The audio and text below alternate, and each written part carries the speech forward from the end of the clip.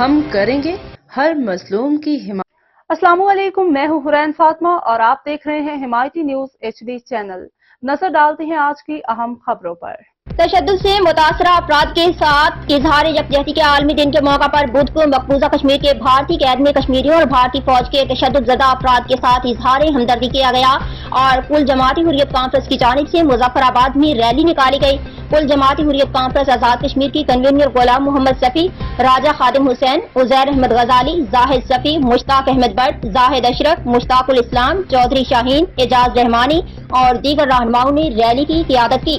Rally کے شرکاء مقبوضہ کشمیر کی ابتر صورتحال، کشمیری قیدیوں کی حالت زار اور بھارتی جنگی جرائم کے خلاف سراپا احتجاج رہے، جبکہ ریلی میں سینکڑوں افراد نے شرکت کی۔ ریلی کے شرکاء نے کتبے اور بینرز اٹھا رکھے تھے جن پر مقبوضہ کشمیر میں قیدیوں کی رہائی اور ان کی تصاویر آویزاں تھیں۔ ریلی کے شرکاء کی جانب سے رہا کرو کشمیری قیدیوں کو رہا کرو، جس کشمیر کو خون سے سینچا وہ کشمیر ہمارا ہے، بھارتیوں غاصبوں جموں کشمیر چھوڑ دو، ہم کیا چاہتے ہیں، آزادی کے فلک شگاف نعرے لگائے گئے۔